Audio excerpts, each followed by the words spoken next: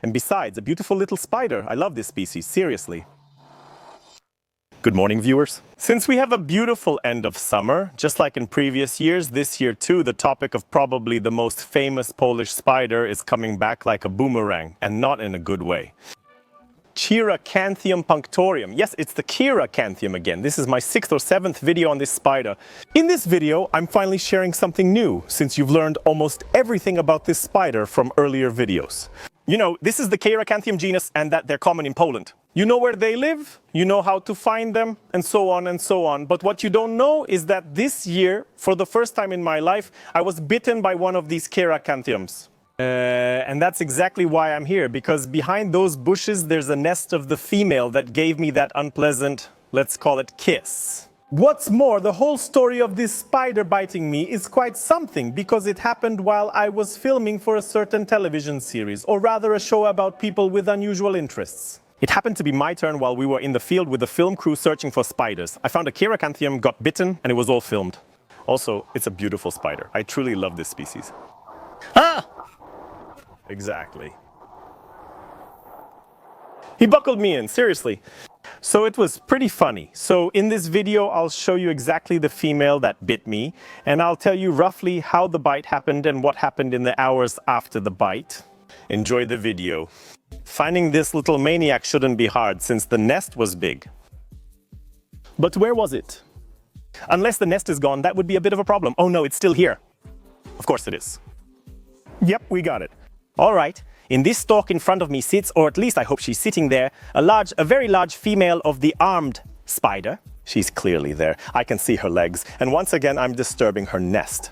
I'm so bad, but I really want to show her to you. Oh, all right. Now she's really angry. If I use it on camera again, it'll be funny. Okay, we got it. Something's biting me. A very nice little spider. Let me show her to you. First from this lens, and then we'll switch to that big one. It's struggling to focus, and the backlight is bad. There we go. A very pretty female. Could it be that she has an egg sac? Well, it looks like she does have an egg sac there. It's generally a bit too late for the males now, which is a shame, because, you know, the males have this trait of being huge, and are very red at the front, but actually the females are also red, so it's easy to work with that. You know what? Let's try to do it so that you take out. Could see. Just some flies around me. Yes, I know that you bite. Hey, what's going on anyway? Oh, she came out. Now you can see her and she's biting well. What's going on? Listen, inside here, in this cocoon, not only is there a female, but there are also little spiny spiders, just freshly hatched. I think they're not nymphs anymore, but a new generation. That's awesome.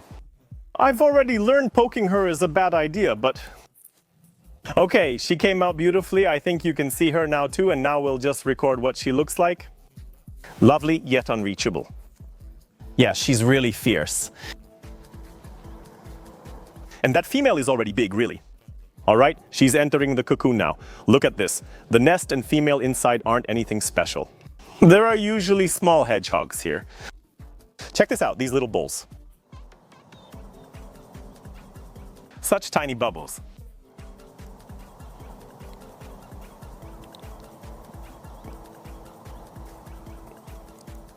As I mentioned, this is the woman who kissed me. That sounds odd, but anyway. The effects of the bite, because the bite itself was very quick and lasted only a moment, but that was enough for the female to inject her venom into me. The first sensation, I would compare it a bit to a wasp sting. An immediate, very strong and very localized burning pain. That was the first sensation, and the pain grew worse with each minute after the bite. I was also thinking of all those Wikipedia descriptions: vomiting, nausea, weakness, and so on. Many things can happen after a bite. But none of those things happened. And really, apart from the swelling of my finger because I got bitten on my left thumb. Apart from the swelling of my finger, apart from the pain and redness, the pain lasted for about an hour. Nothing really happened. Then about 4 or 5 hours after the bite, I recorded a video, which I'm showing you now. For the first time in my life, I got bitten by this spider.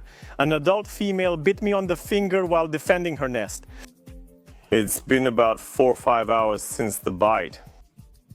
And I still feel tingling warmth and pain at the bite site. The bite was very unpleasant, and honestly, for the first hour, it hurt a lot, but now it's fine. I didn't have any other symptoms like nausea or anything else, no vomiting. It was just that my finger hurt, so it's not as bad as it seems. But honestly, I didn't expect it to hit that hard. So, respect to the spider. That also shows the bite was very unpleasant. Honestly, I didn't expect her to hit so hard. And I have to admit, this spider can deliver a solid bite. If the bite had lasted longer and she injected more venom, the outcome would have been different. The fact is, for such a small spider, it hurts like hell. It was truly painful and unpleasant. But in the end, nothing happened. I didn't have any, further complications from that bite. For the first time, I can now say I was bitten by a Caracanthium punctorium. And I can definitely confirm that it's really unpleasant.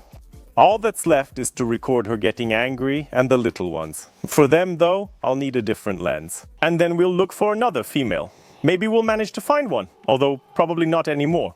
Because here, when the cocoon has already been incubated, we probably won't find one like that anymore. One that's before laying the cocoon. Because here, there are plenty of these Caracanthium spiders, and I'll show you that later as well. I recorded this video exactly on August 31st. And in the case of this female, I happened to catch the perfect moment when the little Caracanthium spiders, those little balls you see, are actually nymphs. They hatched from the eggs, and at this moment, the female is fiercely protecting them. Here's what the life of these Caracanthium spiders looks like. After hatching, they live together for a time. During this time, the female protects and cares for them. After a while, they leave the cocoon and live independently, or perhaps I should say on their own leg. And notice that winter is approaching. That means these little spiders have to somehow survive until next year. That's why they find a place usually close to the ground. There they create their own little shelter. In that small shelter, they spend winter so that when spring brings warmth, they can emerge and grow. By July or August, they become sexually mature adult hedgehogs, and the cycle repeats. Awesome. Listen, we managed to record a nice big female. And for the first time in my life, I saw hedgehog nymphs live, and from so close up. Fantastic stuff. Let's try to find one more big specimen so it can show us its chelicerae. Because that's what inspires fear, and that's what we are afraid of in these spiders. Looking for such a wolf spider isn't really rocket science. You just have to look in the grass and what? And look for a cocoon like that at the end of a blade of grass. Or inside the blade, but usually at the end. Sooner or later, we should catch another wolf spider here. Oh, here you go. There's definitely a wolf spider sitting here. And it should be a big one. Well, I think it's going to be large. I think I can see its legs too. Cool, so we can check it out now. It should go relatively easily, or at least I hope so. The question is it sitting? Oh, damn. Whoa, this is big. It's missing and really bad. If it bites my finger now, and we're trying to record something, I just need a power bank for that. Uh-oh, a car is coming. Come on, show yourself. Hey there. But you're so chubby. Jesus, Mary.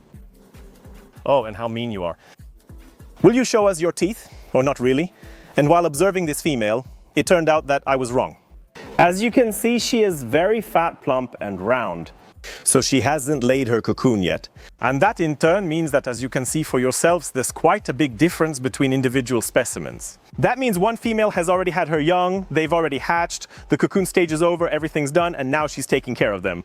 And this particular one hasn't laid her cocoon yet, so all of that is still ahead of her. Here's an interesting fact to end with. During my hour-long search, I found about 15 cocoons. Most of them were inhabited by adult females, which also shows that there are simply a lot of these spiders, at least around Roswell. However, you need to know what you're looking for. These bulbs, which are their homes, are really visible from a distance, but let's be honest, not many people walk through bushes looking for spiders. And that's great, we managed to find and show a few nice specimens of Caracanthium, and now you know what they look like. You know they're scary, and you know they bite, and that it hurts. That's all for this episode. I hope I at least got across to you not to mess around in Caracanthium nests, because it could end up with you getting bitten. That's all, take care, and see you next time. Bye.